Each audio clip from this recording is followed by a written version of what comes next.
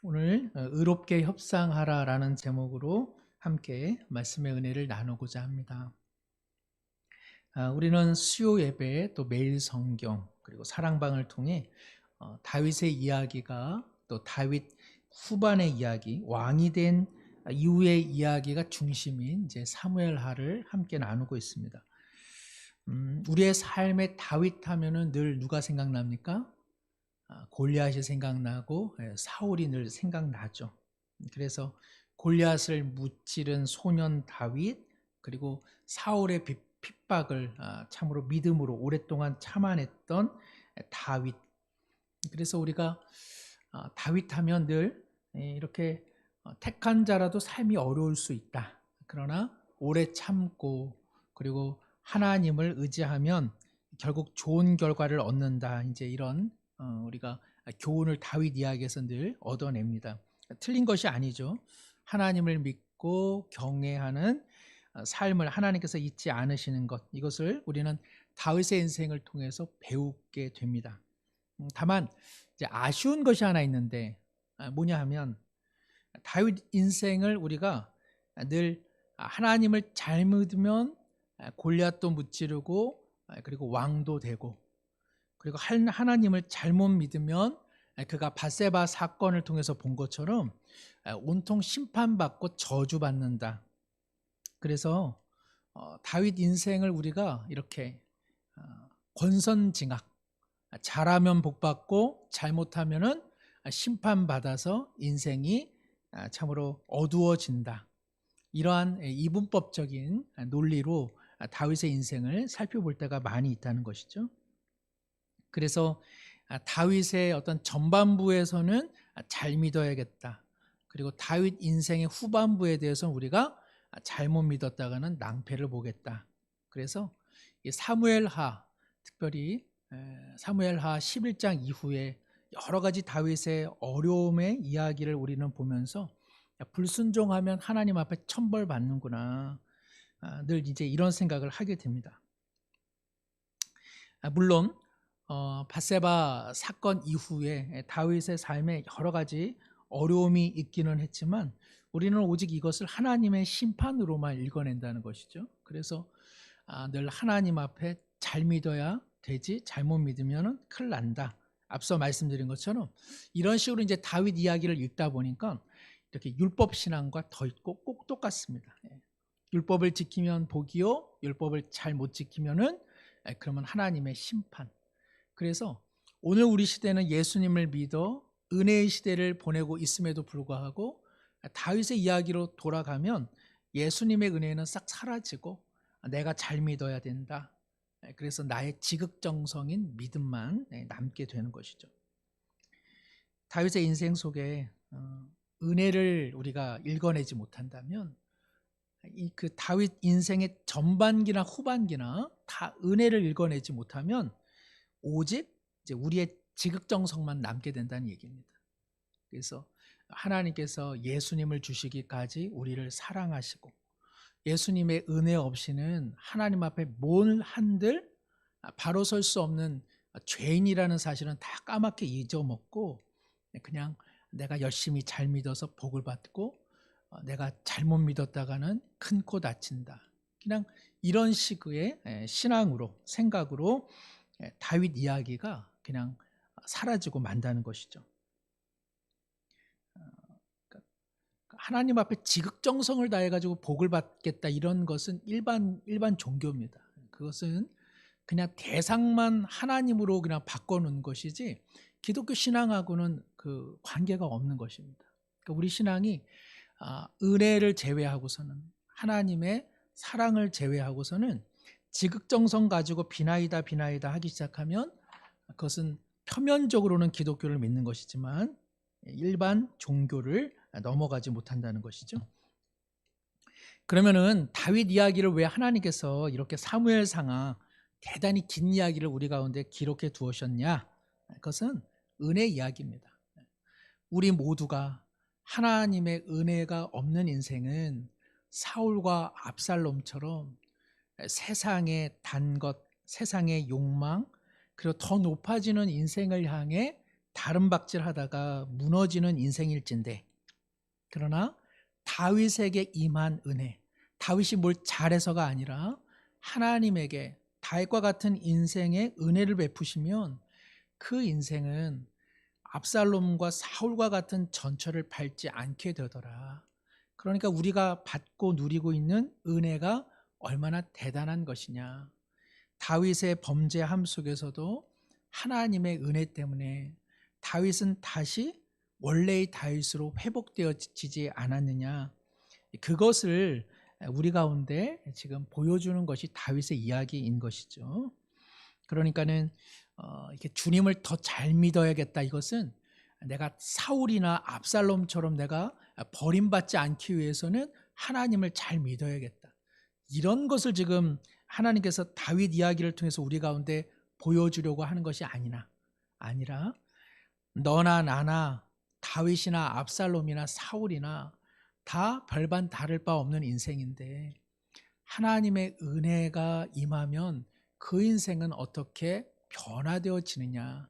그것을 우리에게 보여줌으로써 우리가 하나님 뜻대로 살고자 하는 열망이 그저 내가 복 받으려고 혹은 내가 하나님 앞에 잘못했다가는 우리 집이 쑥대밭 될 것 같아서 무서워서 그런 것을 보여주려고 하는 것이 아니라 하나님의 은혜가 참 귀하구나. 내가 하나님 뜻대로 살고 싶어 라고 하는 이 자유의 마음. 우리가 이제 흔히 말하는 자유면은 어떤 겁니까? 다 자기 멋대로 하는 거 아니겠습니까? 그런데 하나님이 은혜로 우리 가운데 주시는 자유는 뭡니까? 하나님 앞에 더 순종하고 싶고 하나님 뜻대로 더 살고 싶은 것. 뭐 이거를 하면은 복을 받고 이것을 못하면은 재앙이 있더라. 이런 차원을 넘어서서 하나님의 은혜가 우리의 마음을 압도해서 그래서 하나님 매여서 살고 싶다. 내가 십자가가 거친 십자가지만 내가 그 길을 걸어가고 싶어 라고 하는 이러한 복음이 주는 자유가 여기에 있다는 것입니다. 다윗이 이것을 잊었습니다. 그가 사울을 보았음에도 불구하고 막상 왕 위의 정점에 오르는 순간 그도 세상 권력과 욕망의 단맛에 빠져서 그가 결국은 넘어지게 되었죠. 그럼에도 불구하고 하나님의 은혜가 여전히 그에게 상실되지 않아서 인생의 후반기에 다윗의 인생을 가만히 보면 우리가 이렇게 막 이렇게 잘하면 복 받고 못하면은 심판받는 그러한 그 율법이나 보상이나 그런 죄책이나 심판의 관점이 아니라 다윗 인생의 후반기를 보면은 그 인생이 더 깊어지고 있습니다. 다윗의 인생이 더 넓어지고 있습니다. 그러니까 다윗 인생의 진면목은 골리앗을 물리치고 그리고 왕이 되기까지 사울의 핍박을 견뎌낸 것 거기에 방점이 있는 것이 아니라 다윗의 인생의 진면목은 압살롬 그리고 모반 그리고 자신을 대항하는 무수한 세력들 속에서 그는 더 깊어지는 인생을 살더라. 그래서 다윗 이야기의 진짜는 사실은 그의 인생의 후반부라는 사실을 우리가 꼭 기억할 필요가 있습니다. 그래서 제가 오늘 본문에 앞서서 사무엘 상하 그리고 다윗의 이야기를 말씀드린 것처럼 이렇게 보상, 율법, 잘하면 복이고 못하면 저주고 심판이고 하나님께서 끝장내더라. 그래서 하나님께서 한번 뭐 그 인생을 그냥 용서는 했지만 그 죄값은 아주 너 평생 달게 받아라. 이런 차원이 아니라 그의 인생의 고통 중에도 하나님의 은혜가 어떻게 다윗을 새롭게 회복시켰느냐. 이제 그 이야기를 하고 있는 것이죠. 그래서 성경을 많이 읽는 것도 중요하지만 한 구절이라도 바르게 읽어내야 신앙이 바른 신앙이 되는 것이다. 우리가 이렇게 살펴볼 수 있습니다. 오늘 본문은 예기치 않은 새로운 혼란을 배경으로 하고 있습니다. 다윗의 아들 압살롬이 주도한 이러한 그 구테타가 모반이 아들인 압살롬이 죽음으로써 이제 해제가 되었습니다. 이스라엘의 수도인 예루살렘을 벗어나서 잠시 피신해 있던 다윗은 요단강을 건너 동편에 잠시 우거하다가 이제 다시 압살롬의 그 죽음에 대한 아버지로서의 깊은 아픔을 갖고 그는 요단강을 건너서 다시 예루살렘으로 지금 입성하려고 하고 있습니다. 아마 좀 사무엘 하를 계속 읽어오셨다면 예루살렘을 떠나서 요단 동편으로 넘어갈 때 어떤 사람은 다윗을 향해서 정말 왕에게 이런 일은 있을 수 없습니다라고 말하는 사람이 있는가 하면 네가 사울 집안을 초토화시키더니 아주 그 죗값을 달게 받는다, 이렇게 조롱한 사람들이 있었습니다. 그가 예루살렘으로 돌아오는 길에도 동일한 일이 일어납니다. 누군가는 와서 왕이시여 하며 환대하는 사람이 있는가 하면 또다시 누군가는 네 고생, 네 팔자 다 네 죗값이다 하면서 이렇게 조롱을 던진 사람들이 나는데, 특별히 오늘 본문의 배경은 이러한 조소와 조롱 정도가 아니라 아예 또 다른 모반이 일어나고 말았습니다. 그것이 왜 일어났는가? 한번 우리 그림을 한번 보여주시면,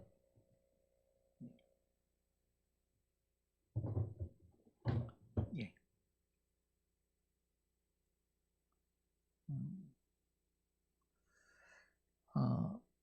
여기가 이제 요단강인데 예루살렘에서 이제 다윗이 몸을 피하고자 이제 요단강을 건너서 여기 나루터 쪽에서 이제 마하나임에서 이렇게 은신을 하다가 이제 요단강을 건너서 돌아옵니다. 근데 여기 길갈이라고 하는 곳에서 이제 한 가지 사건이 일어나는데, 무슨 사건이냐?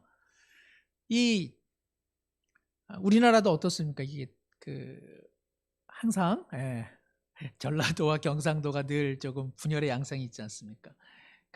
다윗 통일 왕국에 늘 언제나 이러한 잠재적인 갈등이 있었습니다.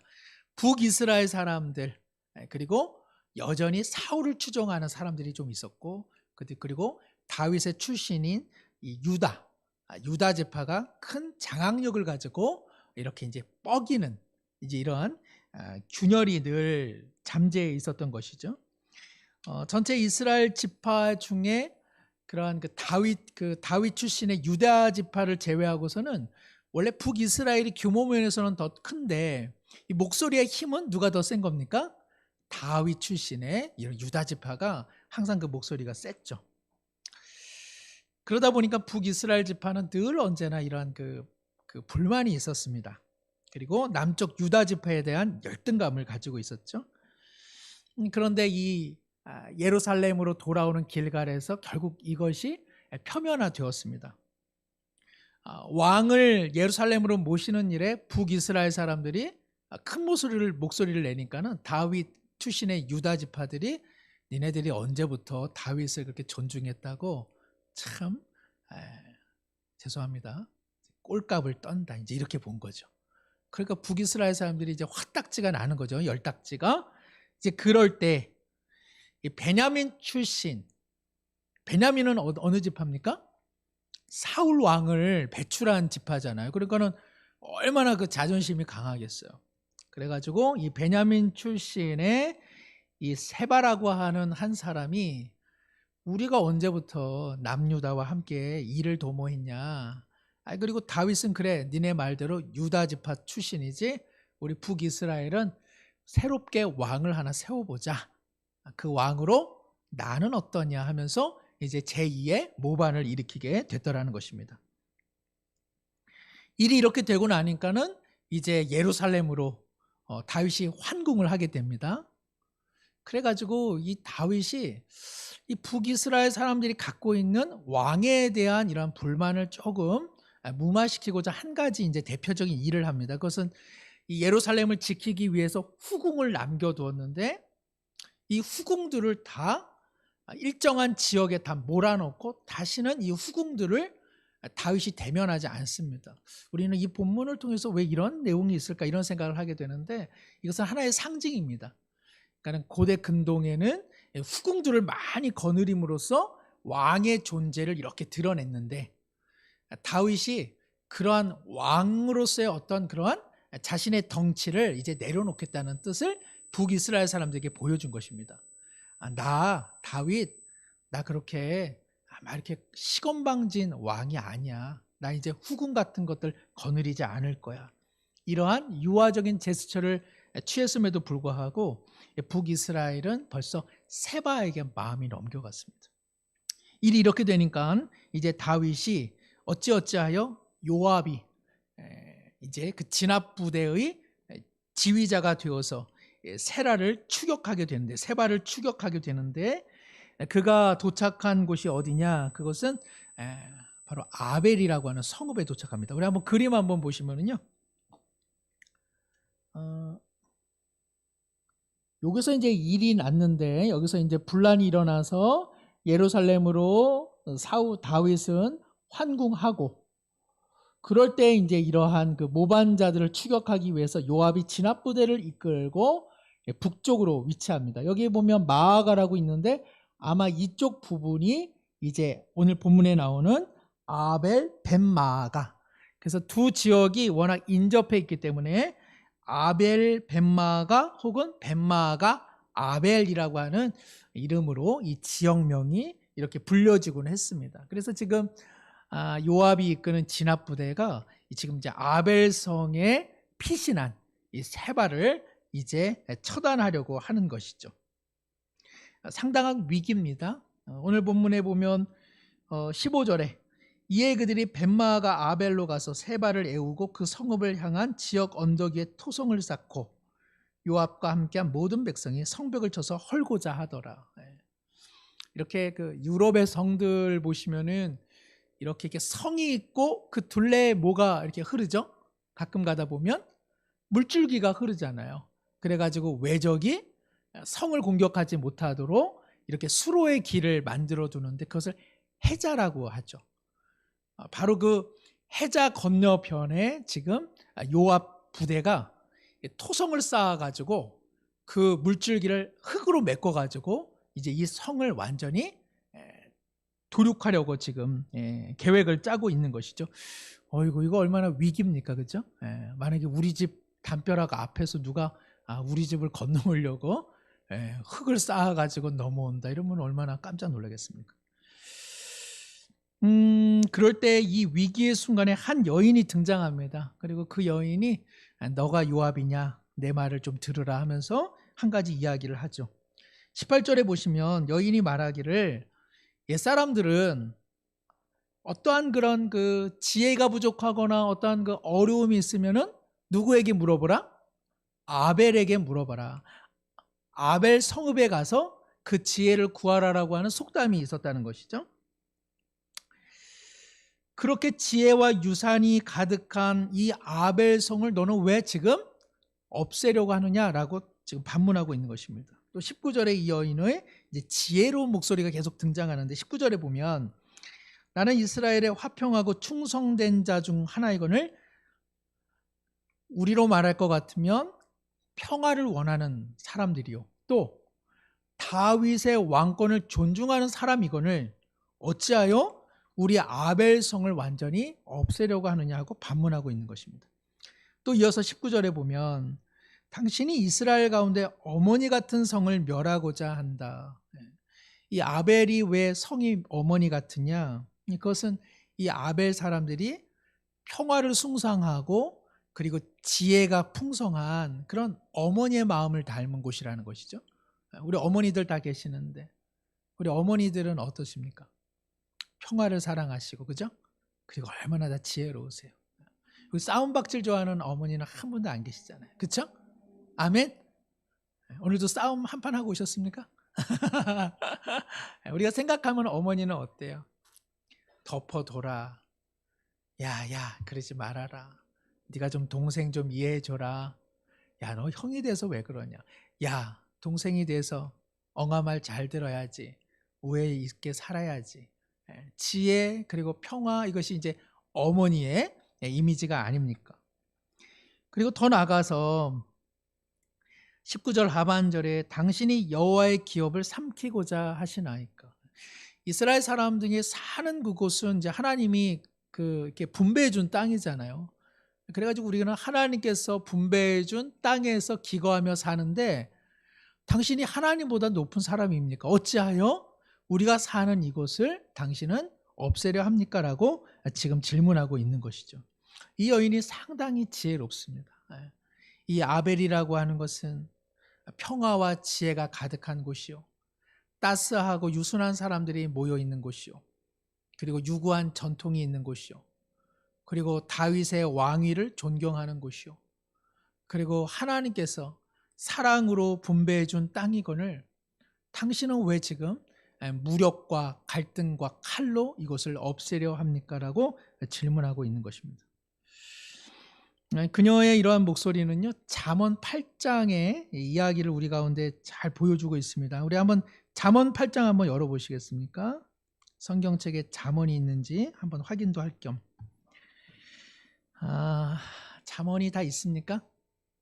네, 잠언이 있으신 분들 우리 918쪽 구약성경 918쪽 잠언 8장 우리 1절에서 우리 11절 말씀, 잠언 8장 1절에서 11절 말씀, 우리 천천히 한번 함께 읽겠습니다. 지혜가 부르지 아니하느냐, 명철이 소리를 높이지 아니하느냐. 그가 길가의 높은 곳과 내 거리에 서며 성문 곁과 문 어기와 여러 출입하는 문에서 불러 이르되, 사람들아 내가 너희를 부르며 내가 인자들에게 소리를 높이노라. 어리석은 자들아 너희는 명철할지니라. 미련한 자들아 너희는 마음이 밝을지니라. 너희는 들을지어다. 내가 가장 선한 것을 말하리라. 내 입술을 열어 정직을 내리라. 내 입은 진리를 말하며 내 입술은 악을 미워하느니라. 내 입의 말은 다 의로운즉 그 가운데 굽은 것과 패역한 것이 없나니 이는 다 총명 있는 자가 밝히 아는 바요 지식 얻은 자가 정직하게 여기는 바니라. 너희가 은을 받지 말고 나의 훈계를 받으며 정금보다 지식을 얻으라. 대저 지혜는 진주보다 나음으로 원하는 모든 것을 이에 비교할 수 없음이니라. 아멘. 잠언에서는 지혜가 한 여인으로 이렇게 의인화됩니다. 이 지혜는 더 나아가 이제 복음서에서 예수님을 의미하는데, 이렇게 성어기에서 지혜를 높여 부르짖고 있는 한 여인의 모습은 오늘 사무엘하 이 아벨에 있는 한 여인의 모습과 동일하다고 할 수 있습니다. 11절에 진주보다 나은 것이 지혜요, 그리고 이것을 그 무엇과도 비교할 수 없다.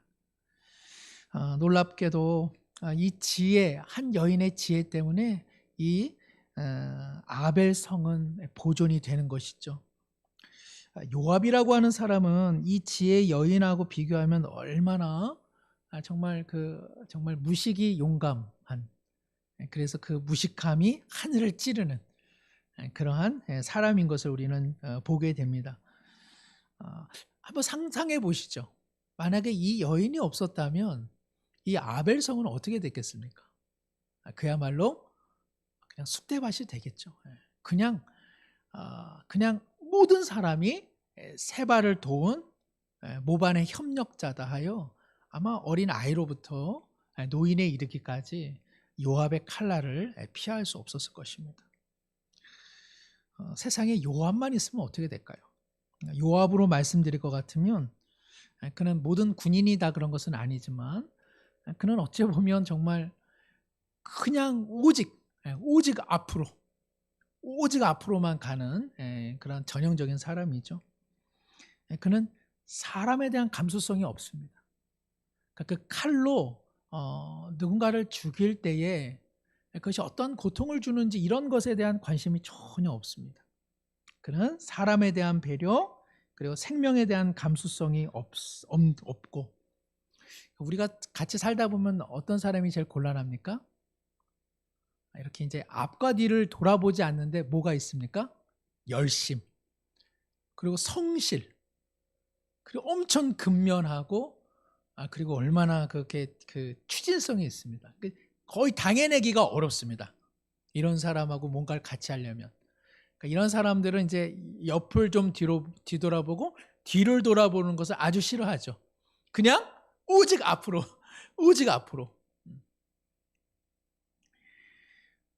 사람에 대한 마음이 없고 헤아리는 마음이 없습니다. 생명에 대한 마음이 없고, 그리고 우리 성경적으로 보자면 주님께서 나를 통해 무엇을 하시려고 하는지에 대한 이해 감각이 전혀 없습니다. 그냥 오직 자기의 신념, 자기의 사명, 그리고 나는 삶을 이렇게 성실하게 살아왔어. 그냥 불타는 자기 신념에 그저 파묻혀 살아가기 시작하면 그 결과는 파괴적이라는 것을 요압의 인생을 통해 성경은 우리에게 적나라하게 보여줍니다. 요압이 얼마나 다윗과 이스라엘 민족에게 해를 끼쳤습니까? 요압은 이전에 북이스라엘의 군 사령관이었던 아브넬이 자신의 동생을 죽였다라고 하는 이유로 자초지종도 살펴보지 않고 어쨌든 다윗은 북이스라엘의 사령관이었던 아브넬을 맞아들임으로써 갈등을 봉합하려고 했는데 그냥 요압은 그냥 아브넬을 죽여버리고 말지 않았습니까? 또 사실은 이 그 세바의 진압부대의 지도자는 원래 아마사인데 이 아마사가 잠시 압살롬에게 있었다는 이유로 다윗은 어찌했든 북이스라엘을 다시 규합하려고 했는데 이 요압은 이 사람도 그냥 단칼에 죽여버리고 맙니다. 다윗이 자신의 죄를 은폐하려고 했을 때에 요압은 이 암몬과의 전쟁에서 이 밧세바의 남편인 우리아를 사지로 몰아냄으로써 전혀 양심의 가책도 느끼지 않고 다윗에게 당신이 부탁한 일을 내가 잘 사명 완수했습니다라고 말했던 사람입니다. 압살롬을 진압하면서 뜻밖의 압살롬을 살릴 수 있는 기회가 있었습니다. 사실은 다윗이 압살롬을 살려줬으면 좋겠다고 요압이나 부대원들에게 이야기했을 때 이것은 전쟁 상황 속에서는 불가능한 일이었음에도 불구하고 놀랍게도 그러한 기회가 마련되었는데도 요압은 단칼로 이 압살롬을 죽여버리게 되는 것이죠. 그러니까 이 압살롬의 열심이라고 하는 것은 누구를 위한 열심이 아니라 오직 자기를 위한 열심입니다. 자기의 신념으로만 똘똘 뭉친 열심. 그래서 다른 사람이 뭐가 되든 이것은 신경 쓰지 않고 내가 내 것을 열심히 해서 자기 성취와 자기 성과를 얻어내는 것. 그러니까 오직 이 사람은 극단의 이기주의입니다. 그러니까 우리가 어떤 사람을 열심이고 성실이고 그것으로만 다 판단할 수는 없습니다. 그러니까 직장 생활을 하면 뭐 그런지는 몰라도 우리 공동체는 그런 곳이 아니죠. 그러니까 교회는 그런 곳이 아닙니다. 교회는 그냥 열심히 하고 자기 신념과 자기 사명감에 투철한 게 중요한 것이 아니라 자신의 신념과 사명과 열심이 공동체를 위하는 것인지 하나님을 위하는 것인지 연약한 자를 위하는 것인지 그것이 한 사람이 그리스도의 은혜 안에 뿌리를 내리는 데 도움이 되는 것인지 바로 이러한 것들을 살피지 않는 사명과 열심이라고 하는 것은 그저 자기를 위한 것 이하도 아니라는 사실이죠. 바로 이럴 때에 지혜의 여인인 이 아벨의 여인의 이러한 그 지혜가 발휘를 한 것입니다. 놀랍게도 요압의 칼을 진정시킵니다. 그래서 이 아벨 성의 한 여인의 지혜로 요압이 놀랍게도 회심을 합니다. 20절에 보면 결단코 그런 거 아니다. 결단코 그런 것이 아니다. 오해했다. 21절에 일이 그런 게 아니야. 여기 에브라임, 베냐민 출신의 세바라고 하는 사람이 모반을 일으켜서 지금 우리에게 필요한 것은 바로 이 세바의 목숨뿐이다. 그러니 그만 내주면 우리가 이 성벽에서 떠나갈 것이라 이야기합니다.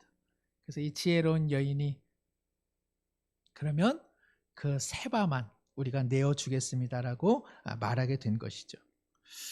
이 여인의 이름을 우리가 알 수 없습니다. 하나님 나라의 안에는 무명의 그러나 하나님 앞에 칭찬받는 그런 선한 사람들이 얼마나 많이 있습니까? 이 여인의 이름은 우리에게 기억되지 못하지만 지혜가 얼마나 소중한지 그리고 이 지혜가 얼마나 공동체와 그리고 한 민족을 보호하는지 우리는 보게 됩니다. 사람을 생각하는 마음 그리고 하나님의 언약과 보호를 기억하는 그 마음 그것은 비정한 현실 속에서 그것은 무용한 것이 아니라 그것은 의미가 있다고 성경은 우리에게 말해주고 있는 것이죠. 그녀는 아벨 성이 어머니의 성이라고 한 것처럼 그녀 자신이 어머니의 마음을 갖고 있습니다. 그러니까 지혜라고 하는 것은 책을 많이 읽고 그리고 무엇을 아는 그런 지식이 아니라는 것.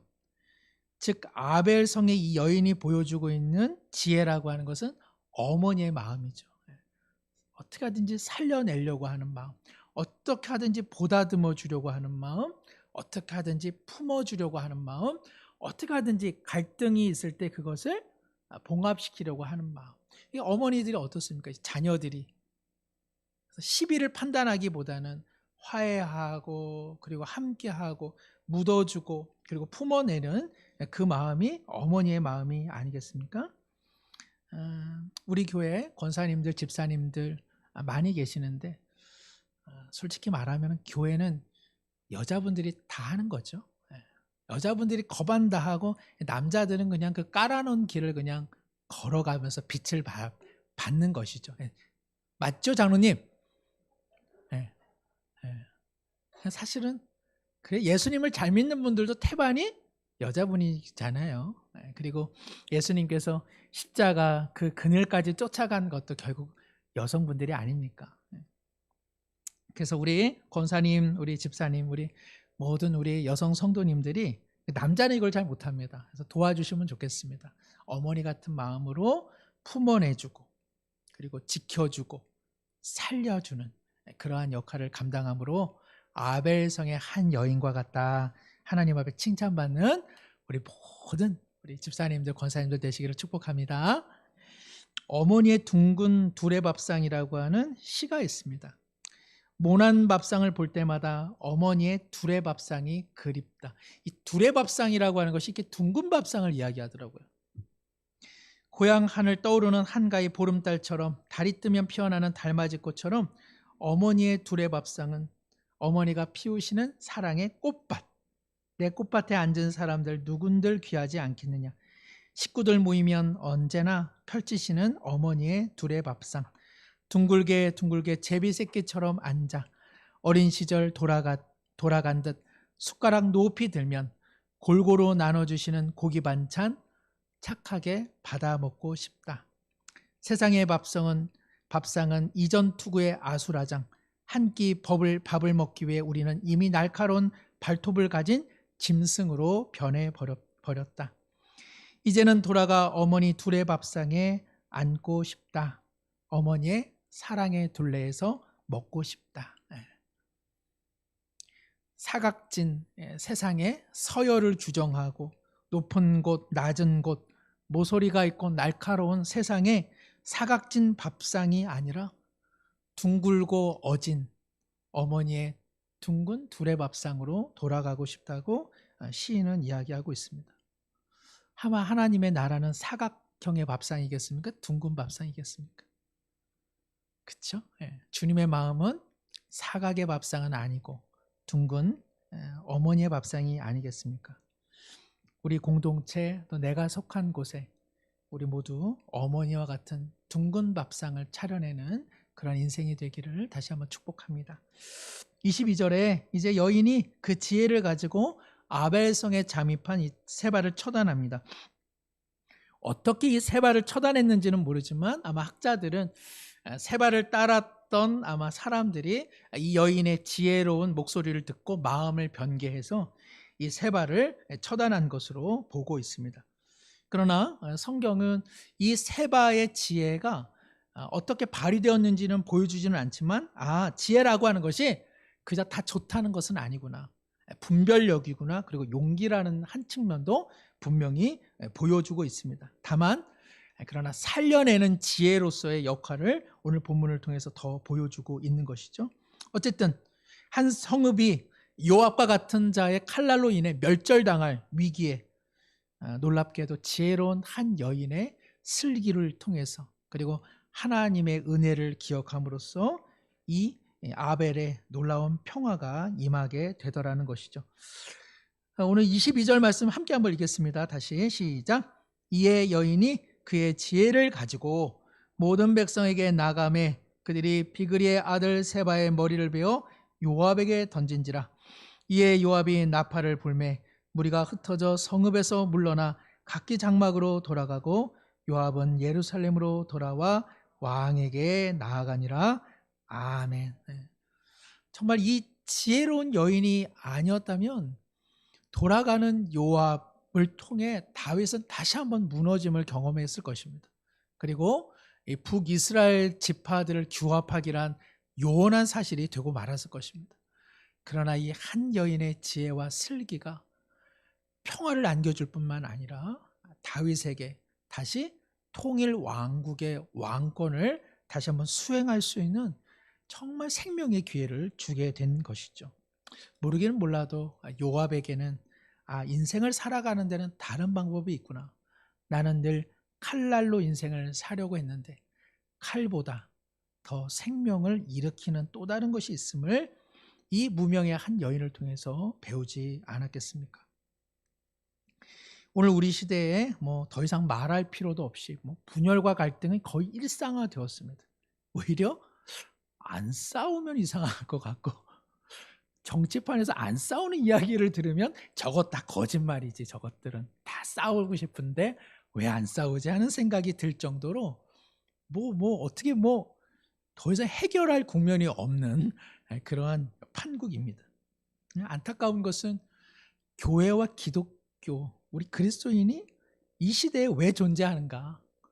분열과 갈등을 더 부채질하라고 하나님께서 우리를 이 땅 가운데 불러내신 까닭은 없겠죠. 이렇게 아프고 이렇게 분열되고 갈등 많은 이 땅에 하나님은 치유와 회복의 도구로 우리 그리스도인을 사용하려 하지 않겠습니까?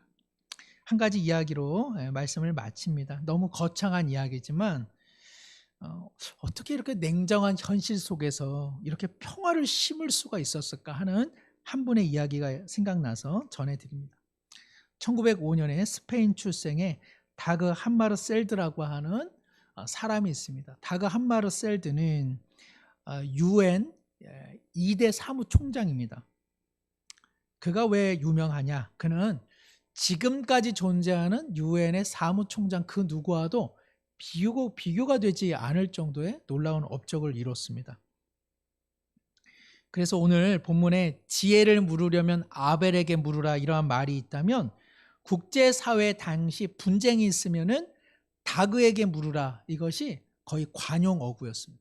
그러니까 국제사회에 분쟁이 일어나고 갈등이 일어나면 다그에게 물어라, 다그에게 맡겨라, 이것이 하나의 관용 어구가 될 정도로 다그 함마르셀드는 UN 사무총장으로서 정말 그 능력을 유감없이 발휘했는데, 한 가지 예를 들면 6.25 동란 시 중공군 우리가 개입되지 않았습니까? 그러면서 미군 조종사들이 생포를 당했습니다. 유엔은 결의를 통해서 중공군은 반드시 미군 조종사를 다시 자유케 하라라고 하는 결의를 내세웠지만 당시에 중국은 유엔 회원국이 아니었기 때문에 유엔 결의를 따를 의무가 없었습니다.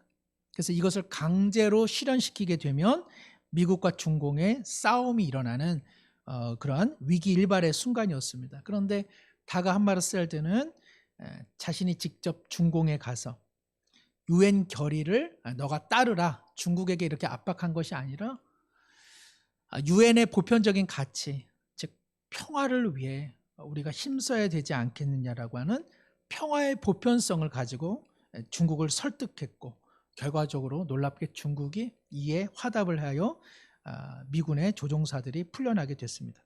1956년에 수에즈 운하로 인해서 2차 중동 분쟁이 일어날 즈음에도 이 다그 함마르셀드는 그곳에 가서 평화를 강조함으로써 중동의 위기를 막아냈습니다.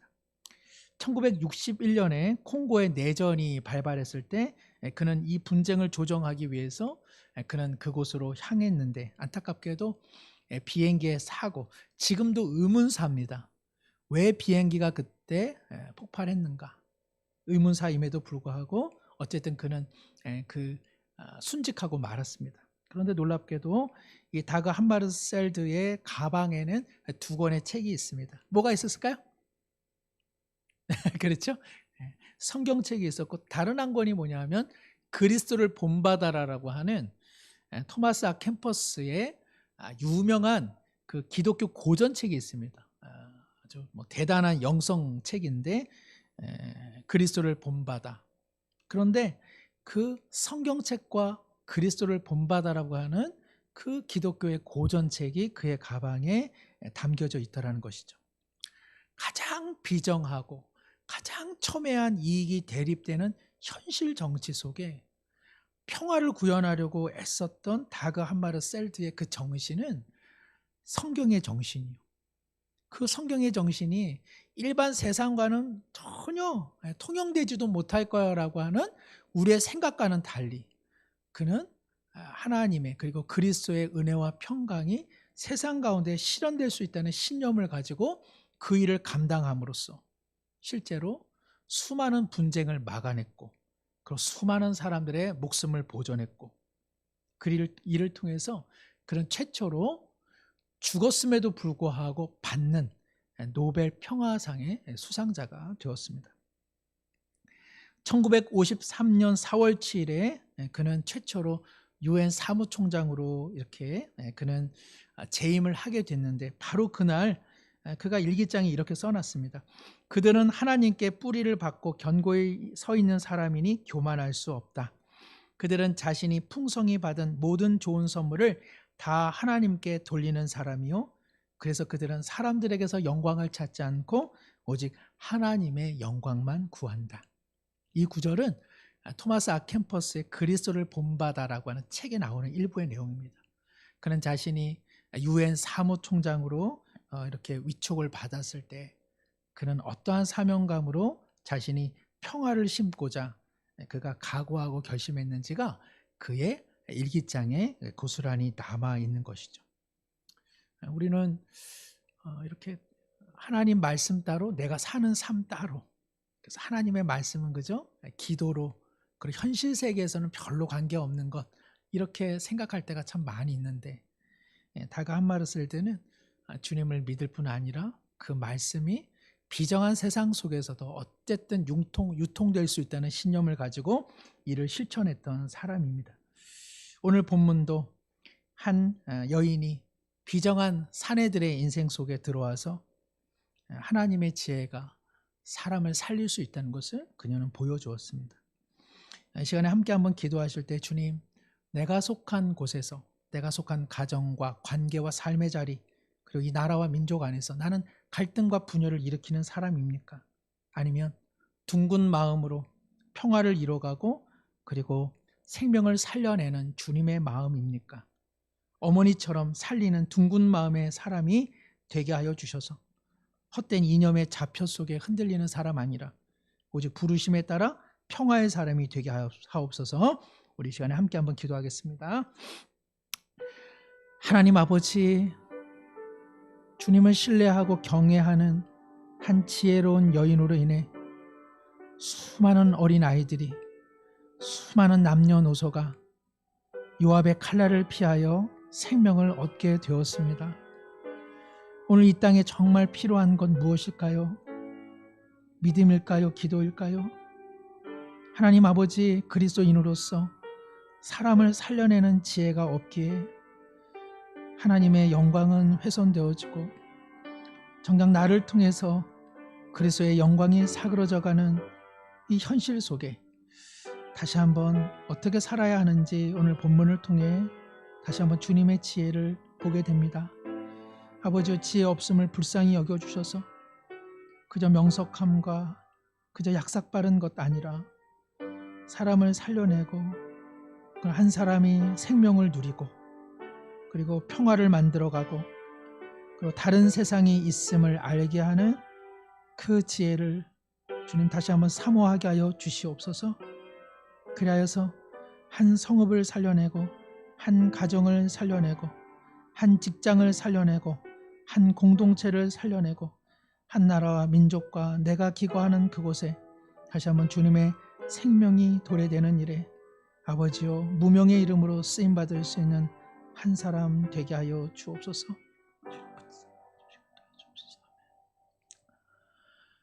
하나님 아버지, 요압은 이 여인을 통하여 다른 세상이 있음을 발견하게 되었을 터인데 아버지여, 우리 그리스도인이 참으로 생명의 지혜를 얻어 비정하게 살아가는 사람들에게 다른 평화의 세상, 다른 은혜와 진리와 지혜가 운영되고 있는 또 다른 하나님의 나라가 있음을 드러내게 하여 주옵소서. 평화 없는 이 세상 가운데 우리에게 얼마나 필요한 것이 지혜인지 다시 한번 깨닫게 됩니다. 가정을 살려내고 어린 아이와 남녀노소를 살려내고 한 민족을 살려내는 이 지혜를 우리 가운데 허락하여 주셔서 사모할 때 우리 가정이 그리고 내가 처한 삶의 자리와 공동체 가운데 생명이 살아나고 모나고 각진 인생들이 둥그러지는 평화가 임하는 일에 아버지와 무명의 이름으로 사용되는 우리 모두가 되게 하여 주옵소서. 예수님의 이름으로 기도드리옵나이다. 아멘.